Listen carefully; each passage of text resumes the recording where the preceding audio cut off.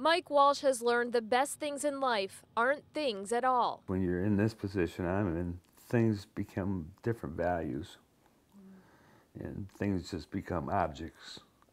And they don't retain a lot of actual value. But when it comes to this wedding ring, that has value that can't be measured. It's a treasure he wants to leave for his wife Cheryl after he's gone. Most of the time you feel good.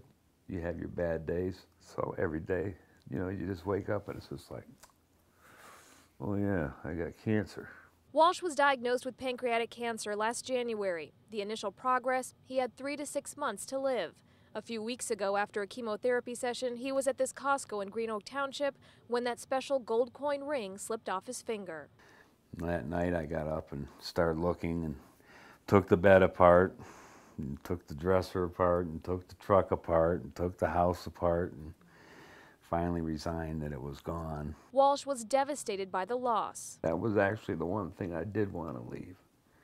So it was a big hit.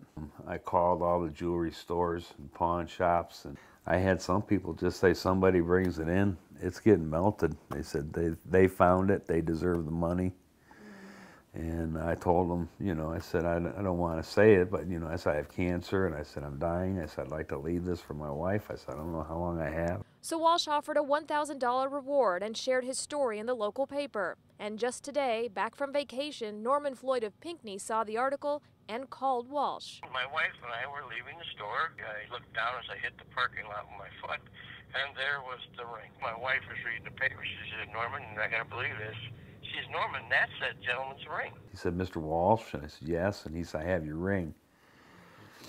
And I said, you're kidding. And within a couple of hours, Walsh was holding that ring again, thanks to a stranger who happens to know what he's going through. He's a cancer survivor, so he wants me to take the reward money and donate it to the Cancer Foundation. Walsh says the cancer has forced him to look at life differently, and he feels blessed now that he has his ring back and a new friend. I told Mr. Walsh, I said, you keep me posted on your progress and how you're doing.